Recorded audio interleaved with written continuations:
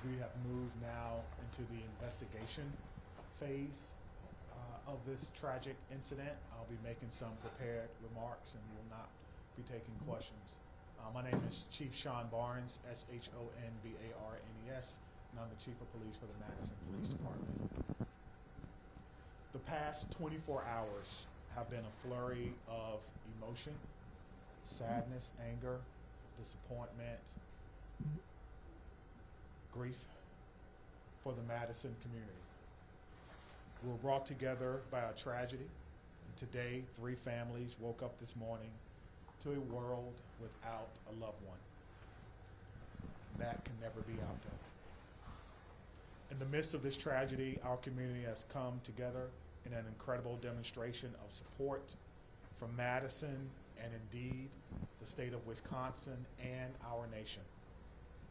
I cannot express enough gratitude to the many emergency response agencies who provided direct support to the Madison Police Department. We could not be standing here today without the men and women of law enforcement, specifically the Madison Fire Department, surrounding EMS agencies, Dane County Sheriff's Office, Monona PD, Oregon PD, the University of Wisconsin Police Department, the ATF, the FBI, Fitchburg Police Department, and Cottage Grove. A special thank you from me to all of these agencies. Thank you so much. These agencies and many others responded to the scene and or took calls for service within the city of Madison to allow us to focus on this tragic incident. Student reunification with their loved ones could not have happened as swiftly as it did without the assistance of SSM Health Dean Medical Clinic, as well as the Quick Trip. Additionally, many people worked well into the night and supported local restaurants, the community who came together and provided food and other logistical support for our team.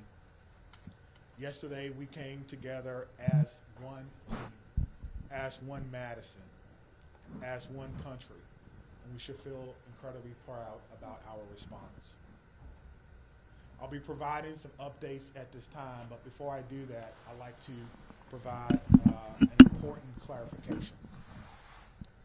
Yesterday, after looking at the computer-aided dispatch system, it seems as if a call came from a second grader. It actually read, the call came from a second grade teacher. That was a mistake. That's my responsibility, and I apologize, and I clarify that today. It did not come from a second grader. It read second grade teacher. I will also be providing several investigative updates from the 8 p.m. briefing from last night.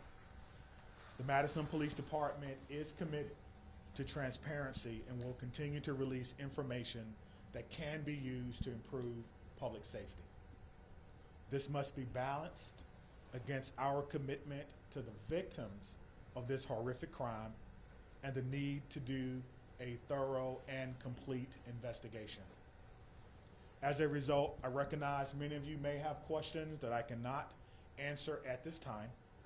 I ask for you to keep the victims in your mind and respect their right to a thorough investigation. I also will not be taking questions at the conclusion of this press conference, but your pre-submitted questions serve as the basis for updates that we're providing for you this afternoon. If your question is not answered, it is due to an ongoing investigation. Okay. We know a document has been widely shared on social media. At this time, we cannot verify its authenticity. We have detectives working today to determine where this document originated and who actually shared it online. At this time, we cannot verify the document. We ask that you not share the document or spread any information that may be false. Our department will provide an update on this document when we can. There are always signs of a school shooting before it occurs. Some of you have reached out about Rucknow's social media activity prior to yesterday's shooting. We're looking into her online activity. We're asking anyone who knew her or who may have insights into her feelings leading up to yesterday to please contact the Madison Area Crime Stoppers. Again, anyone who may have known her or knew what she was feeling or going through at that time, please direct those inquiries to Madison Area Crime Stoppers. That number is 608-266-6014 or at P3 Tips. P3 Tips. We will not be releasing specifics about these social media accounts at this time. Identifying a motive is our top priority, but at this time it appears that the motive was a combination of factors. Again, we cannot share that information at this time because we do not want to jeopardize the investigation and those who are currently cooperating with us. All patient status remain unchanged. The 911 calls are the record of the 911 Communications Center, and their standing operating procedure is not to release documents in open and active investigations. Again, we are working to authenticate the documents that you see online that some are referring to as a manifesto. And as soon as we do that, we will let you know. Now, the process for doing that is looking at original documents that may have been taken from the suspect's home, looking at information that may be on laptops or on computer to determine if this document originated from our suspect. Any disciplinary records would be under the purview of the school. Some of you have asked whether or not she was troubled or whether or not she was troubled at school. We do not have those records. We are not the proprietor of those. On the question of bullying, we're talking to students to understand whether bullying was one of those multiple factors that I mentioned earlier. Some have asked if people were specifically targeted. Everyone was targeted in this incident, and everyone was put in equal danger. Today, numerous MMSD schools were targeted by false threats, often known as swatting. We're working closely with the Madison Metropolitan School District to determine where these originated and to investigate this call. We do not believe that there are any current threats to any Madison area schools, and will continue to investigate these calls and any threats of violence as they come in. Let me be clear on this point. Making false threats is a crime, and we are working with the district attorneys to prosecute these crimes as information is gathered. And if we have to do that, we certainly will. I encourage all parents, all family members to talk to your loved ones about this. We will determine where they originated. We'll use federal partners if we have to and levy those charges as well. As we continue to investigate what happened yesterday, we're keeping the victims and their families in the front of our minds. We want to thank the countless people and organizations who've reached out to support them, as well as the Dane County Victim Witness Unit and the Dane County Emergency Management, who provided direct support to the families.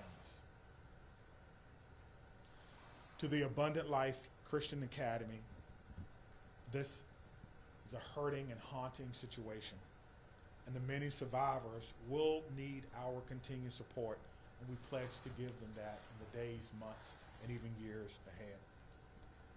As a community, we must not allow violence or any act of violence to define us.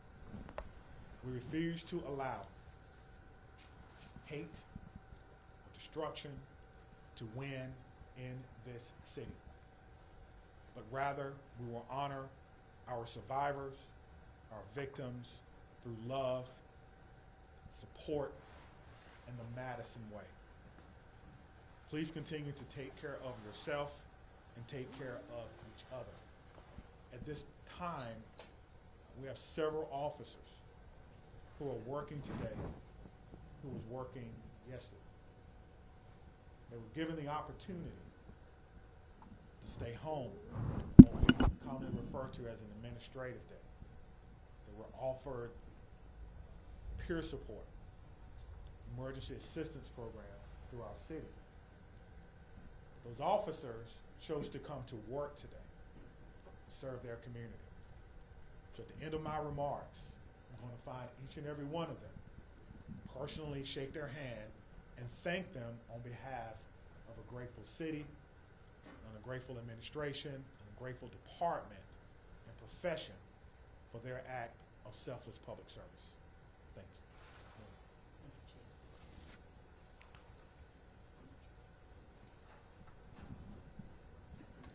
I want to start where the chief ended, which is just asking everyone in this room and within the sound of my voice to take a minute. It's been an incredibly difficult 24 plus hours at this point in time. We're all human, including each and every one of you in the media who is covering this really tragic event. Please remember that you're human and take care of yourselves. We all need to do that. Drink water. Take a moment. Access whatever mental health resources you need. Because that's our job now, is to take care of ourselves so we can take care of each other and our community. Yesterday, the Madison community experienced a terrible and traumatic event. If there's any positive in it, it's that the educators at Abundant Life, our local law enforcement and first responders, and our community partners were prepared to respond. They acted without hesitation to protect our children, and I'm grateful and humbled by their actions. It's a day that I hoped never would come to our city, but like so many other communities, here we are. We will never be the same, but we will get through this together. I want to ask again that everyone, please respect the privacy of the victims, their families, and those in the Abundant Life community.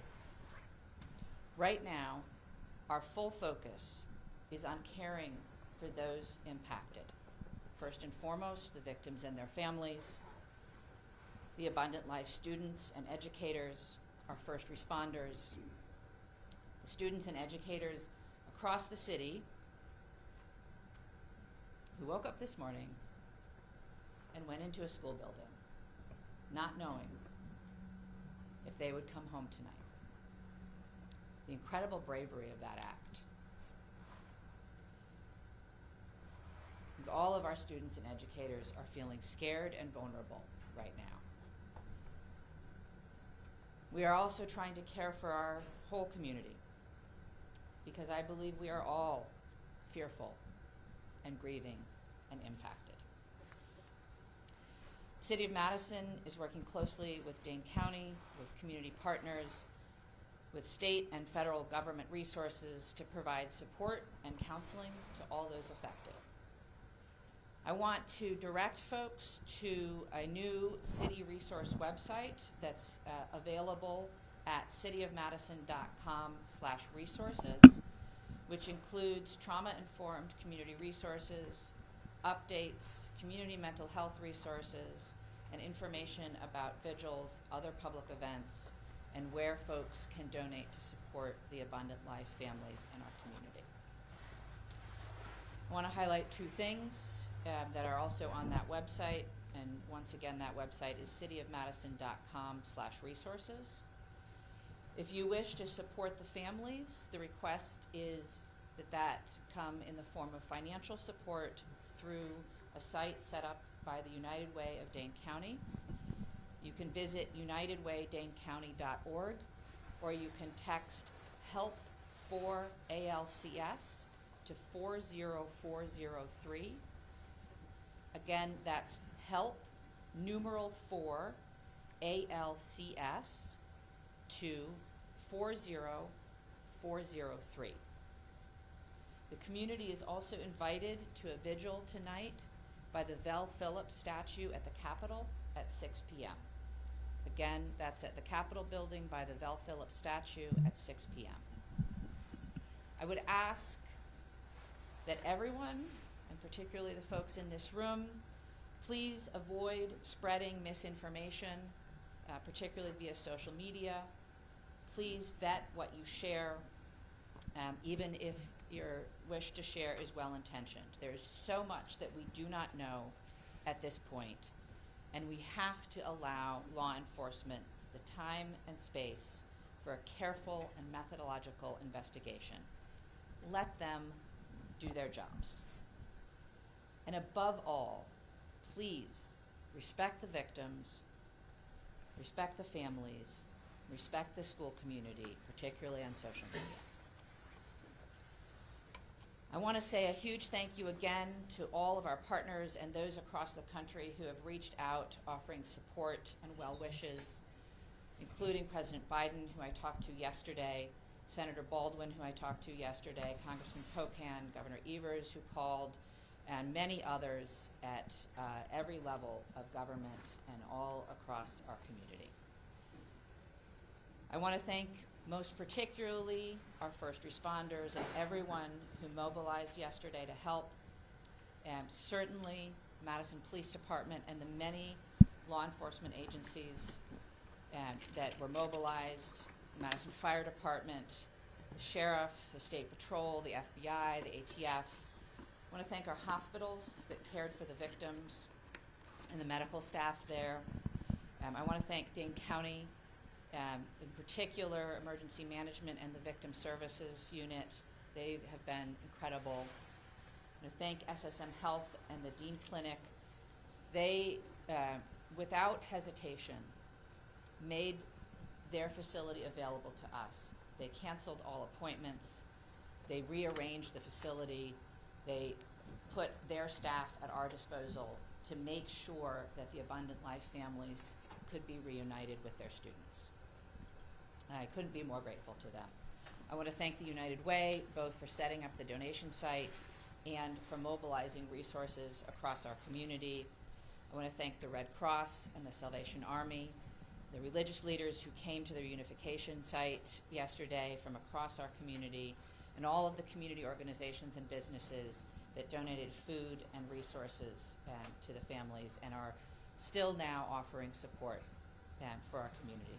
There are so many people who have offered support, resources, help, and well wishes, and we are grateful to every single one of them. I want to end where I started, which is centering our collective humanity. We all have to take care of ourselves so that we can take care of each other and our community. Whatever your belief or tradition is, I would ask that you find a way today, tomorrow, in the coming weeks, months, and years to be kind, to give grace, and to find ways, big or small, to help make our community a safer place for all of our children. Thank you, and I'll turn the podium to the county executive. Will answer questions. Oh, I'm sorry. I'm sorry, I forget that you're not a local. My name is Satya Rhodes Conway. I'm the mayor of Madison. That's S-A-T-Y-A, last name R-H-O-D-E-S-C-O-N-W-A-Y. Satya Rhodes Conway, mayor of Madison, Wisconsin. Thank you. Good afternoon, everyone. I'm County Executive Melissa Agard, M-E-L-I-S-S-A, A-G-A-R-D. It's unfortunate that we are still having to navigate this absolutely horrific situation in our community. I come before you today as a community leader, as a mom, as a fellow Dane County resident, and like many of you, someone who is continuing to process what unfolded yesterday at Abundant Life Christian School and across our community. My heart aches for the students and families and teachers and the first responders at all levels, from the 911 officers to the folks that are at our coroner's office. Every single one of us has been impacted in an unimaginable reality by this situation. Our kids, my kids, teachers across our community, and in fact across our nation, had to wake up and go to school today, and that was an act of bravery. Parents dropping their children off at after what we witnessed yesterday took an act of bravery and a belief in our community. And that's a bravery we should not have to put on the shoulders of our children and our families and our community. Let me be clear. These everyday actions that we have all experienced over the last 24 plus hours should not require bravery. They should be routine and joyful, especially at the end of a year, wrapping up a semester. Our kids should be laughing and learning and thinking about pajama day as they're heading into the holiday season. But right now, that's not the case. And right now, it's okay to not feel okay. It's how we move forward. And for some, the weight of this tragedy is overwhelming. I'm sure they're feeling sad and anxious and numb. We've heard that even from our police chief. And for others, they might just be feeling a little bit off, unsettled by the images that our news coverage is delivering to them in the fast-breaking social media world. And it's playing on repeat. And I am grateful for what it is that you all do. But this is impacting people in a different way. And I want you all to know, and people across our community, that their feelings are valid and they are not alone. Seeking support, talking to someone you trust, simply admitting that you're not okay is not a sign of weakness. It's actually a sign of strength.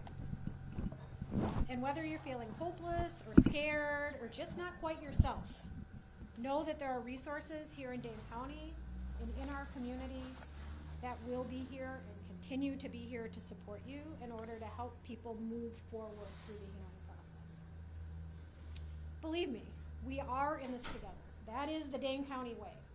That's what we do best.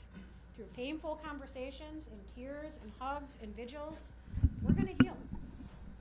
We're not going to be the same, but we're going to heal. Part of that process is setting aside complacency and demanding change. As someone who served 12 years in our legislature and had a front row seat to the inaction of addressing gun violence in our communities, I'm not stepping aside from that mission in my life. There's going to be public debate about the motives and other aspects of this mass shooting. But let us remember this fact. Gun violence is the #1 killer of children in this country. That's a legacy we cannot accept. We cannot accept that. Part of the reason I feel so pained by this tragedy is that mass shootings feel like something that's ominous and hovering, and we're all wondering where and when the next one is going to occur. And guess what? It happened here. It happened right here.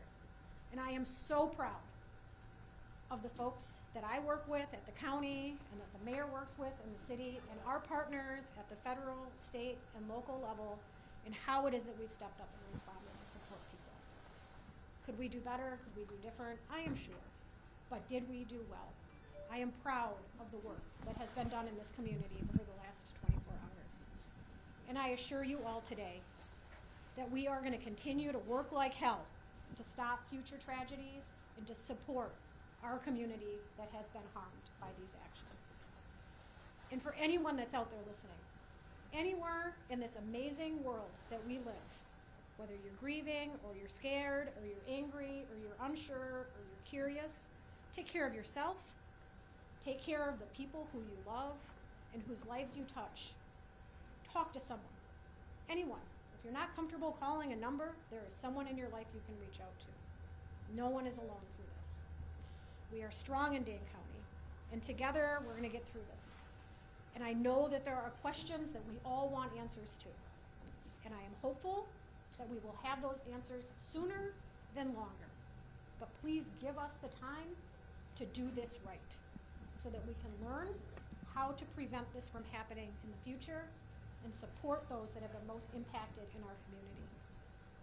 We are doing everything in our power at all levels in a collaborative way to prevent this type of pain from ever happening again in our community. Can I assure that?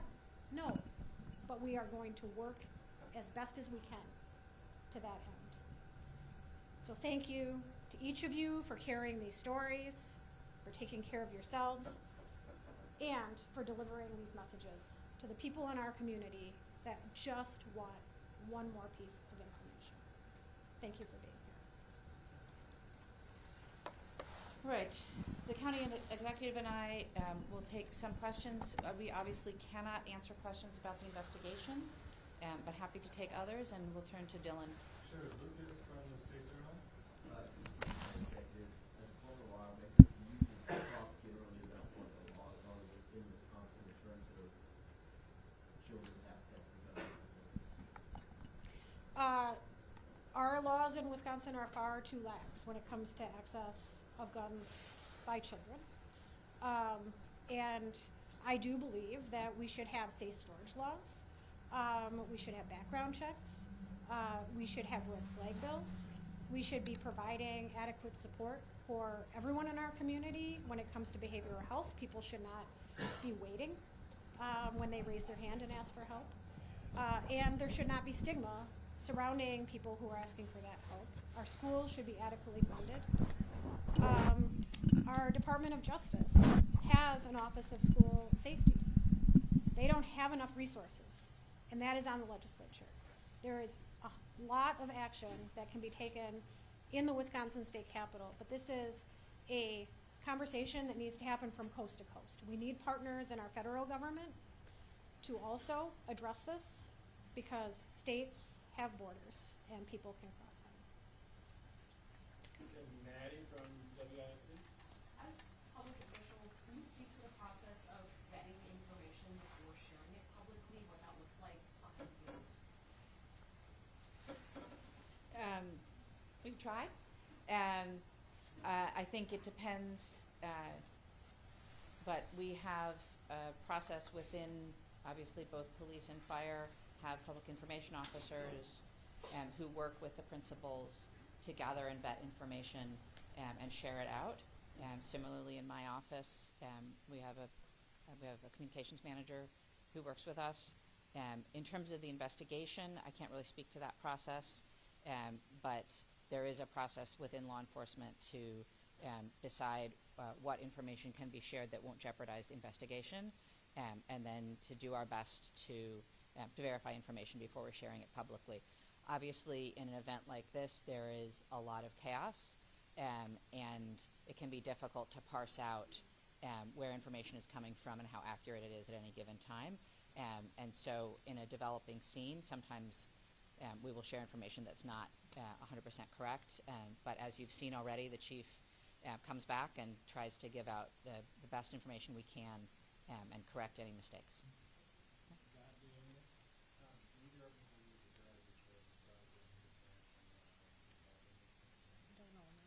I think it's far too early to comment on that.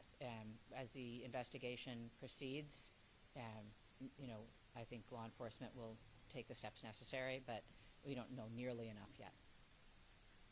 Okay, Madison. Seeing as police chief Don Mark's not here, maybe somebody else who's here with law enforcement can speak to this. He mentioned yesterday that the family and his father seems to be cooperating. If you drive past the house that they were searching, it doesn't look like the home of somebody who's cooperating. So maybe can you explain to an untrained eye the state and the condition of the home and the manner of the citizen at the moment? Is there anyone here that can speak to that?